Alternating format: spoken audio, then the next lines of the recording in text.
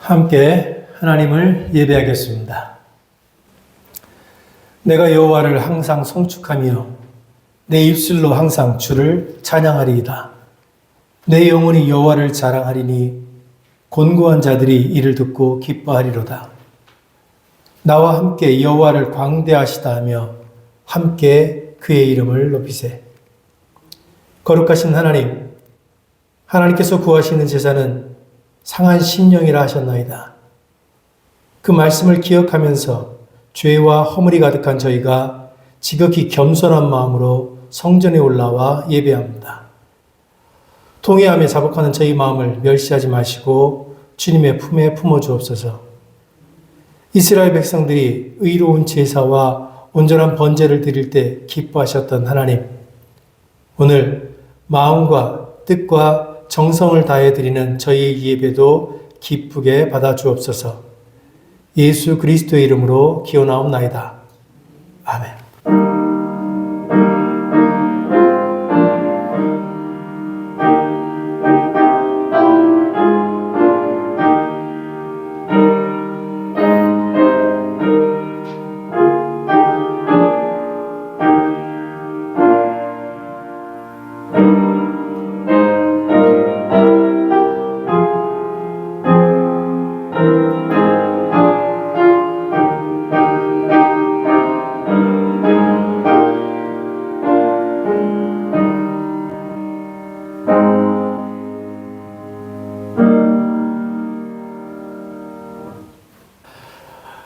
최경 집사께서 기도하실 때 다 함께 기도하겠습니다. 지금도 살아계시고 역사하신 하나님 아버지, 강파가 이어지는 가운데 저희를 지켜주셔서 무사히 이 자리에서 함께 예배 드릴 수 있게 해주심에 진심으로 감사드립니다. 한 주 세상 속에서 살아가며 주님의 자녀답지 못하고 세상과 벗삼아 안주하며 나태하게 살아온 저희를 아버지 잘 아시지요. 아버지, 부족하지만 그런 저희들 오늘도 이 자리에 섰습니다. 긍휼과 자비가 넘치는 주님, 그리스도의 무한한 사랑의 십자가의 보혈로 저희 한 사람 한 사람을 정결케 하여 주시고 이 예배에 경건한 마음으로 임할 수 있도록 도와주시기를 간절히 기도드립니다. 아버지, 우리가 발 디딛고 살아가는 이 세상이 점점 예측 불가하고 흉흉한 소문들과 함께 어떻게 돌아가는지 불안한 가운데서 저희 살고 있습니다. 주님, 이런 가운데서 저희 더더욱 주님을 바라보고 주어진 삶에 최선을 다하고 말씀 가운데 굳건히 서서 예수 그리스도를 닮아가는 예배 공동체를 이루며 나아갈 수 있는 한 사람 한 사람이 될 수 있도록 도와주시옵소서. 고린도전서 12장 18절에 그러나 이제 하나님이 그 원하시는 대로 지체를 각각 몸에 두셨으니 만일 다 한 지체뿐이면 몸은 어디랴. 이제 지체는 많으나 몸은 하나라 말씀하셨습니다. 아버지, 우리 지체 가운데 서로 연약한 자를 돌아보며 위로하고 기도하고 살아갈 수 있도록 도와주시옵소서. 특별히 연로하신 우리 권사님, 장로님들을 위해서 기도드립니다. 하나님 아버지, 이 추운 겨울에 더욱더 강건하게 아버지께서 지켜주시고 그들의 아픈 몸과 마음을 아버지께서 만져주시고 치료하여 주시기를 간절히 기도드립니다. 또한 교회를 위해서 곳곳에서 힘쓰고 애쓰는 지체들이 있습니다. 아버지께서 힘주시고 아버지의 힘으로 말미암아 일하게 될 때 지치지 않도록 아버지께서 더욱더 도와주시기를 간절히 기도드립니다. 또한 우리 사랑하는 청년부들을 위해서 기도드립니다. 청년부들이 더욱더 모이기를 힘쓰고 말씀을 소망하는 가운데 아버지께서 원하시는 끝까지 자라날 수 있고 하나님 아버지, 그래서 또 세상 속에 나아갔을 때 빛과 소금의 역할을 감당할 수 있는 그런 청년들이 될 수 있도록 축복하여 주시옵소서. 아버지, 이제 2026년 1월을 맞이하여서 하나님 아버지, 이제 또 주님께서 새로운 식구들을 보내주실 것을 믿습니다. 새로운 가족들을 맞이하게 될 때 하나님 아버지, 가뿐히 저희들이 맞이할 수 있고 함께 신앙생활을 해나갈 수 있도록 저희가 더욱더 든든하게 단단한 그런 공동체로 성장해 갈 수 있도록 도와주시옵소서. 오늘의 예배를 위해서 기도드립니다. 단위에 세우시는 귀한 박경현 목사님 위해서 기도드립니다. 멀리 오가는 그 길을 아버지께서 온전히 안전하게 지켜주시고 항상 영육간의 강건과 성령의 두루마리로 입혀주셔서 단위에서 말씀을 선포하실 때마다 귀한 하나님의 마음을 대언하실 수 있도록 축복하여 주시옵소서. 그 말씀을 듣는 저희의 마음도 열어주시고 우리가 한 마음으로 아멘으로 화답할 수 있도록 축복하여 주시옵소서. 오늘의 모든 예배를 주님께 온전히 위탁드리며 살아계신 주 예수 그리스도 이름으로 간절히 기도드립니다. 마태복음 6장 13절, 고린도전서 10장 13절 하나님 말씀을 함께 봉독하겠습니다. 우리를 시험에 들게 하지 마시옵고 다만 악에서 구하시옵소서. 나라와 권세와 영광이 아버지께 영원히 있사옵나이다. 아멘. 사람이 감당할 시험 밖에는 너희가 당할 것이 없나니 오직 하나님은 미쁘사 너희가 감당하지 못할 시험 당함을 허락하지 아니하시고 시험 당할 즈음에 또한 피할 길을 내사 너희로 능히 감당하게 하시느니라.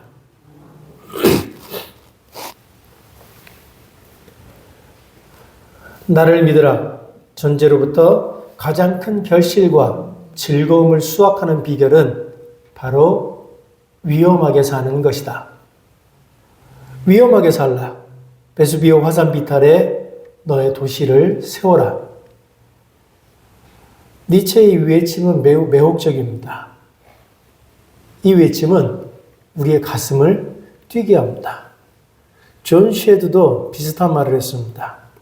배는 항구에 정박해 있을 때 가장 안전하다. 그러나 그것이 배의 존재 이유는 아니다. 우리는 때로는 이 말들에 깊이 공감하고 때로는 이런 말들을 들으며 가슴 뛰어야 합니다. 왜냐하면 우리 내면 깊은 곳에는 무언가 의미 있는 존재가 되고 싶어하는 갈망, 내 삶에 그저 안주하기보다는 더 큰 목적을 향해 나아가고 싶은 열망이 숨겨져 있기 때문입니다. 그런 우리를 향해 현대 문화는 끊임없이 속삭입니다. 네 인생의 선장은 다른 누군가가 아니라 바로 너야. 너를 붙들어 매고 있는 그 밧줄을 과감하게 끊어. 그리고 네가 지금 안전하다고 느끼는 그 항구를 떠나.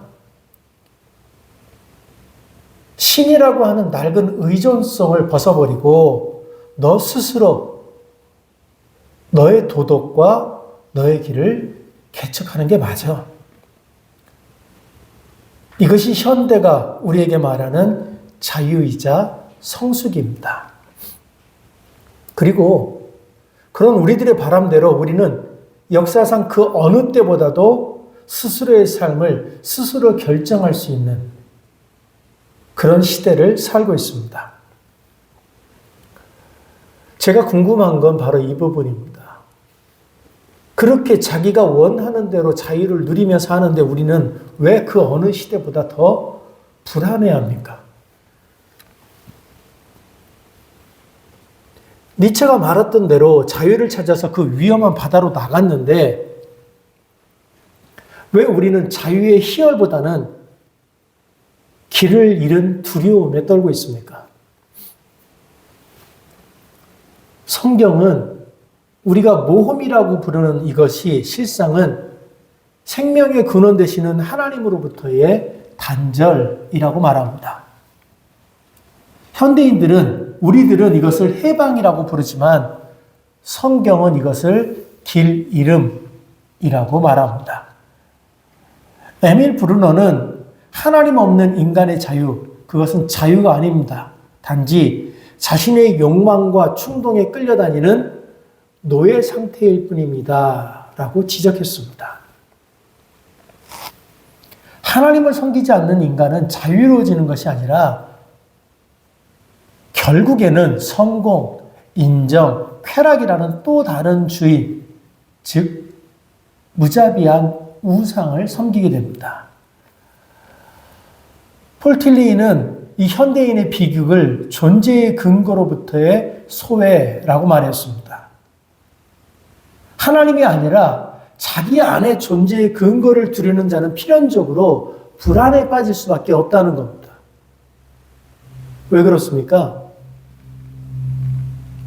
인간은 스스로가 스스로를 지탱할 수 있도록 빚어진 존재가 아니기 때문입니다.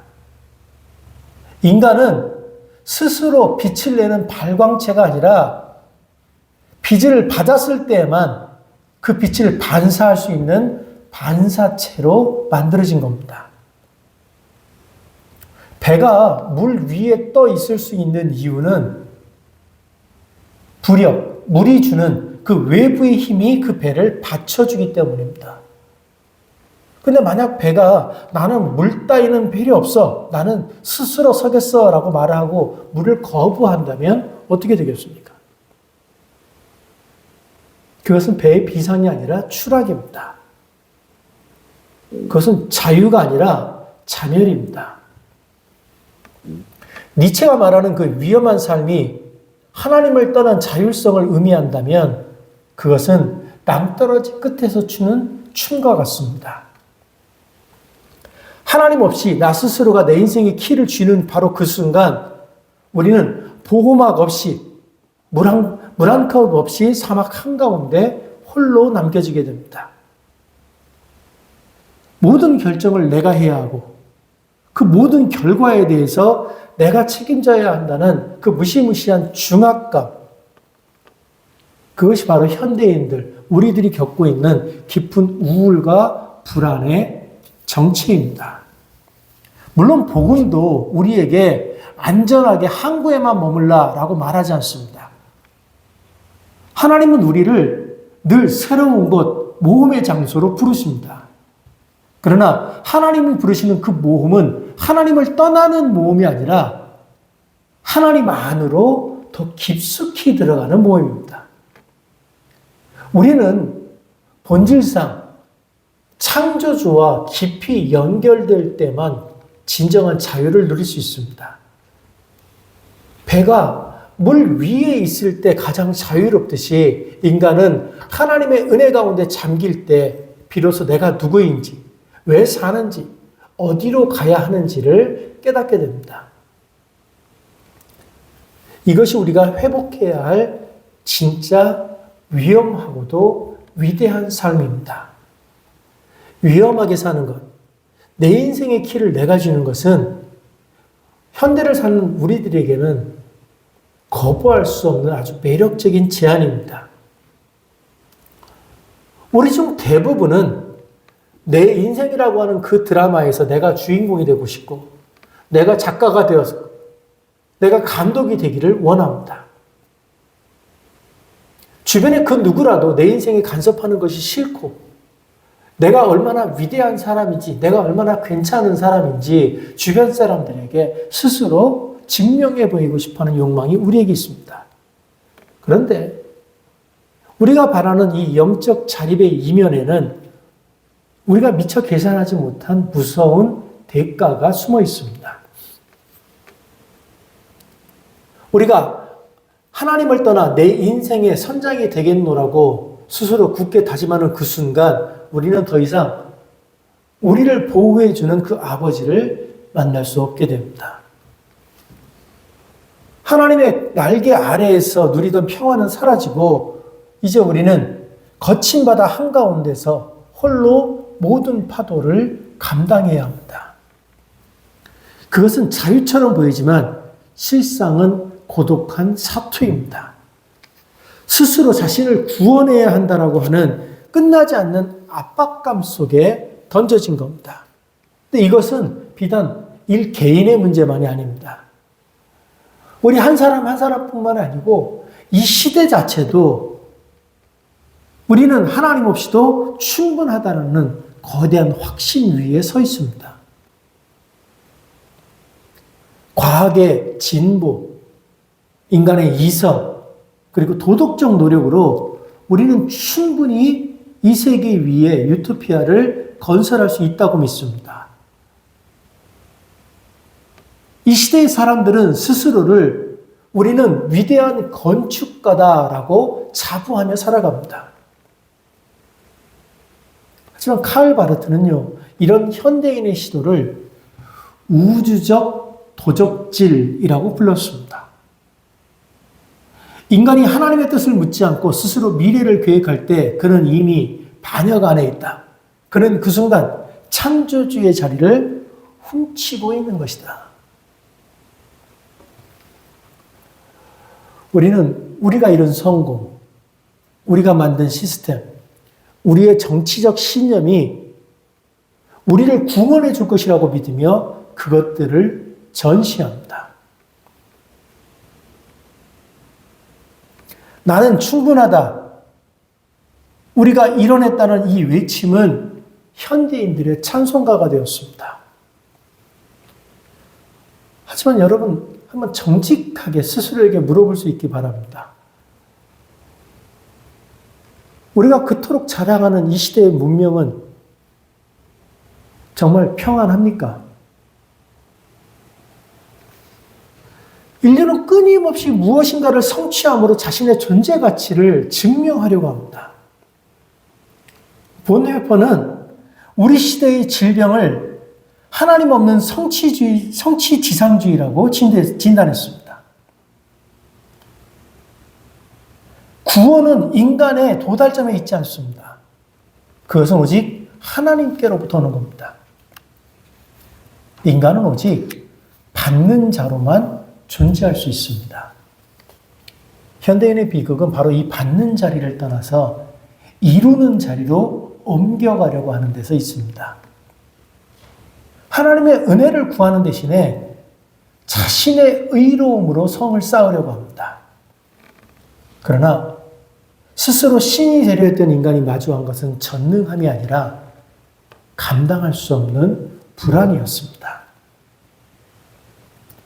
폴 틸리는 우리가 하나님이 아닌 다른 것, 내 성공, 내 가족, 내 이념을 존재의 중심으로 삼을 때 우리는 허공 위에 서 있는 것, 즉 불안한 존재가 된다고 그렇게 말하면서 우리 존재의 중심이 하나님이 아닐 때 우리는 본질적으로 무 위에 서는 것이다.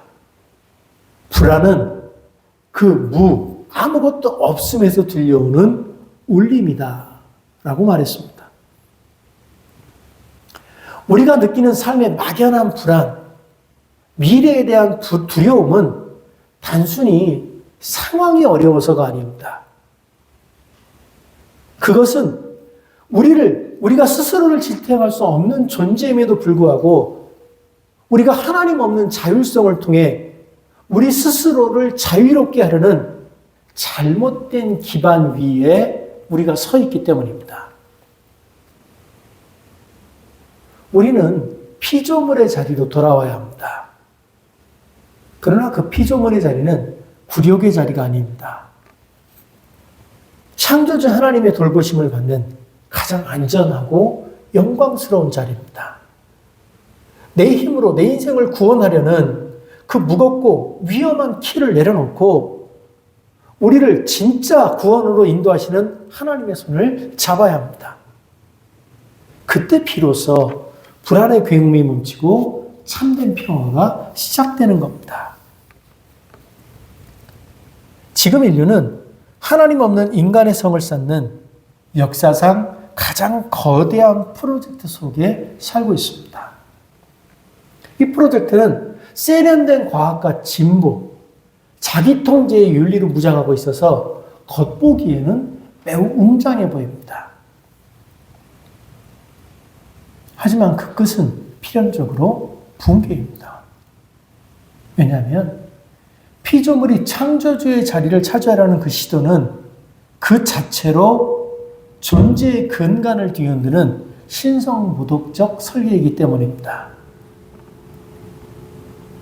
이 시대의 교만은 단순히 나는 잘났다라고 말하는 개인의 자만이 아니라 인류는 하나님 없이도 역사를 주관할 수 있고 하나님 없이도 행복할 수 있다는 문명 전체의 거대한 태도입니다. 어느 순간부터 우리는 영적인 전율을 잃어버린 채 하나님을 배제한 계획을 진보라고 부르며 오만한 연극을 이어가고 있습니다. 그런데 이 거대한 프로젝트가 우리 일상에 침투하는 방식은 우리가 생각하는 것보다 훨씬 교묘합니다.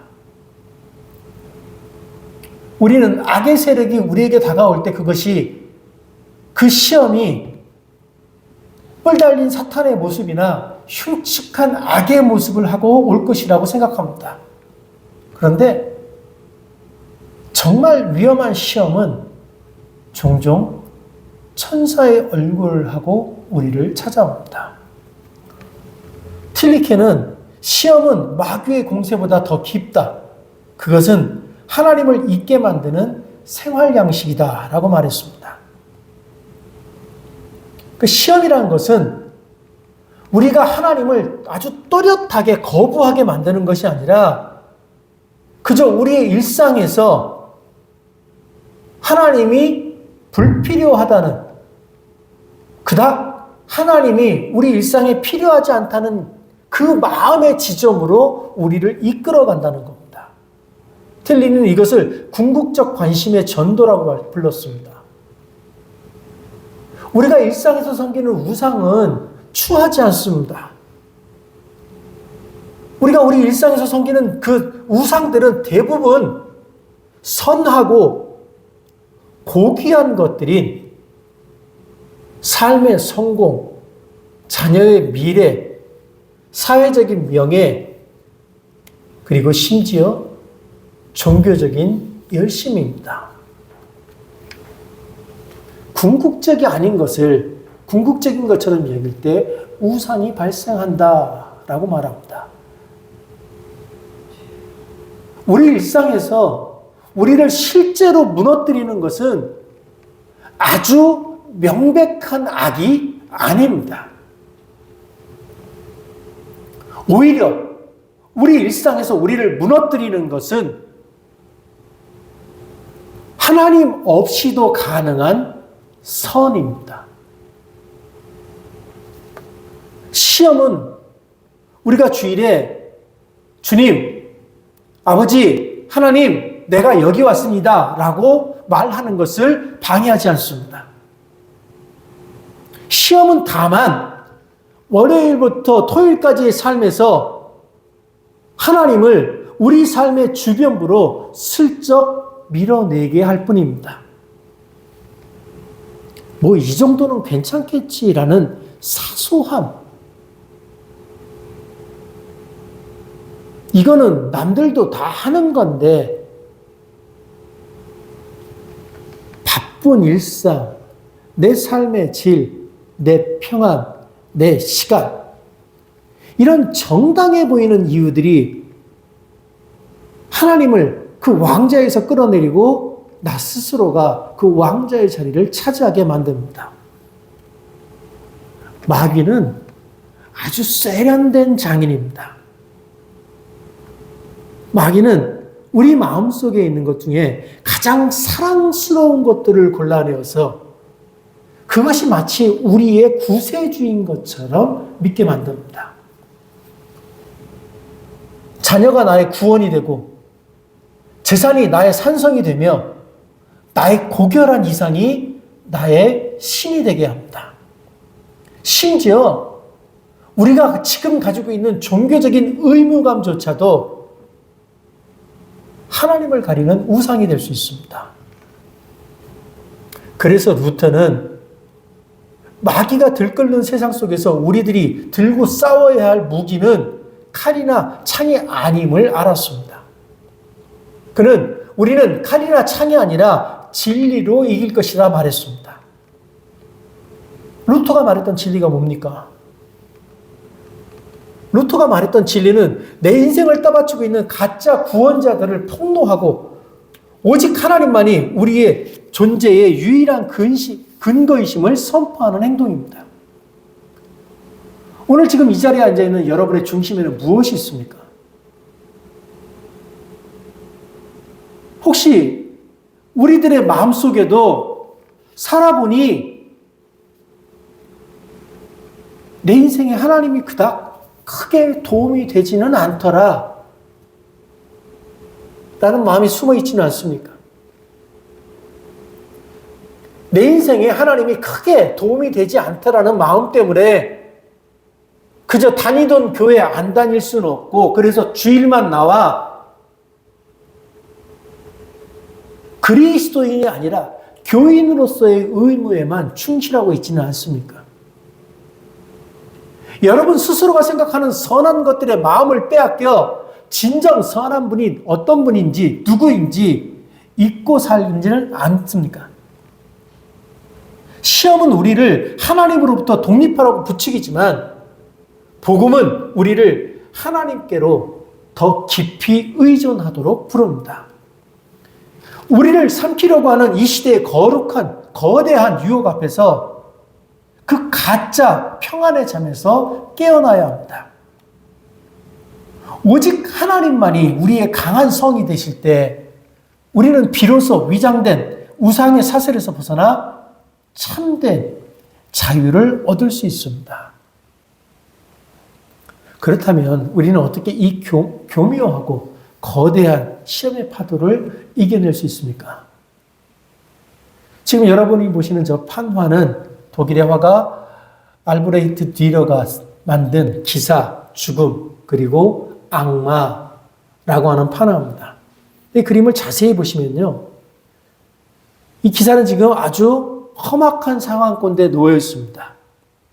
한쪽에는 해골을 든 죽음이 그를 위협하고 있고 뒤편에서는 짐승 같은 마귀가 금방이라도 기사를 덮칠 듯이 따라오고 있습니다. 그런데 이 기사의 반응이 매우 놀랍습니다. 그는 이 위험한 상황 가운데서 칼을 빼들지도 않았고 방패를 높이 세우지도 않았습니다. 그는 그저 묵묵히 저 멀리 빛나는 성을 향해서 시선을 고정하고 나아갈 뿐입니다. 이것이 바로 복음이 말하는 승리의 비결입니다. 신앙의 싸움은 적과 맞서 싸우는 주먹의 싸움이 아니라 누구를 바라보느냐 하는 시선의 싸움입니다. 이 원리를 깨달은 루터는 이렇게 말했습니다. 마귀가 내게 말을 걸면 나는 그와 대화하지 않는다. 나는 하나님께 말한다. 마귀가 내게 말을 걸면 나는 그와 대화하지 않는다. 나는 하나님께 말한다. 마귀는요, 우리가 그와 눈을 맞추고 논쟁하면서 우리의 죄책감을 건드리고 우리의 부족함을 증명하고 우리를 두려움의 논리 속으로 끌어들여 가려고 합니다. 그러나 성도는, 그리스도인은 마귀를 노려보는 자가 아니라 주님을 바라보는 자입니다. 우리가 우리의 시선을 우리 주님께 고정하는 그 순간 우리를 뒤흔들던 그 모든 위험은 힘을 잃고 그림자처럼 사라집니다. 기사의 손은 칼이 아니라 고삐를 쥐고 있습니다. 그의 목적지는 자기 힘으로 세운 성이 아니라 저 멀리 빛나는 하나님의 도성입니다. 그리고 그 성의 중심에는 우리를 위해 기도하시는 예수 그리스도가 계십니다. 우리에게 있는 대제사장은 우리의 연약함을 동정하지 못하실 이가 아니요 죄는 없으시니라.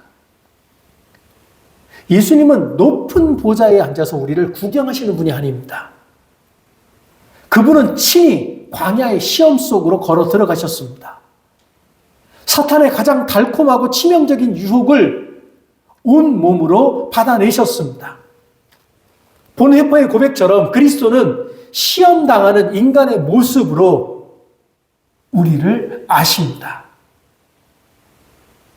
그리스도는 단순한 동정자를 넘어서 우리와 함께 걷는 참된 동행자이십니다.